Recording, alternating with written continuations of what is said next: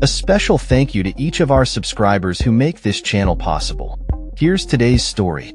In a bold statement reflecting the growing tensions in Eastern Europe, French President Emmanuel Macron announced that proposed European armed forces could be mobilized in response to any further aggression from Russia towards Ukraine. Speaking after a meeting with Ukrainian President Volodymyr Zelensky, Macron emphasized the need for a united European front to deter Russian hostility. This announcement comes ahead of a significant summit in Paris, where leaders from around 30 nations will gather to discuss the potential deployment of a European peacekeeping force in Ukraine as part of a broader peace agreement. Macron's remarks highlight a critical moment in the ongoing conflict, as he stated, "If there was again a generalized aggression against Ukrainian soil, these armies would be under attack, and then it's our usual framework of engagement."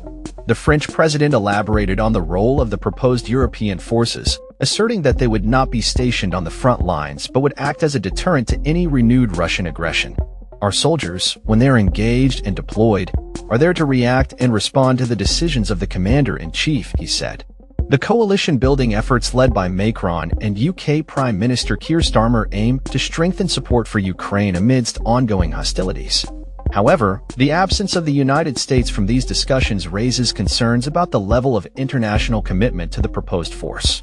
U.S. President Donald Trump's administration has shown reluctance to engage in discussions surrounding troop deployment, with Special Envoy Steve Witkoff dismissing the European initiative as overly simplistic.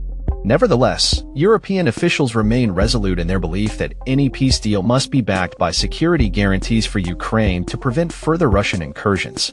Macron's call for a united Europe to bolster defense spending underscores the urgency of the situation, as he warned that the world is entering a new era of global conflict.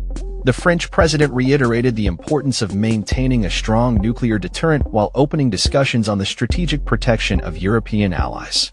As the summit approaches, the focus will be on how to effectively support Ukraine's military capabilities and ensure a lasting peace in the region. The coalition of nations aims to provide military training and resources to replenish Ukraine's armed forces, which have suffered significant losses in the ongoing conflict. European leaders are exploring various options for troop deployment, with discussions around positioning forces in central Ukraine or neighboring countries, away from direct combat. The proposed European force, potentially comprising between 10,000 and 30,000 troops, represents a significant commitment from nations that have historically reduced their military presence post-Cold War.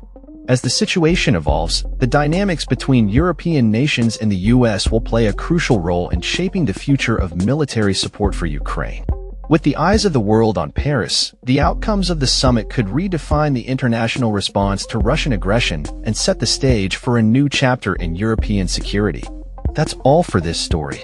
We upload videos every day covering many different subjects, so hit that subscribe button to stay informed. Thanks for watching.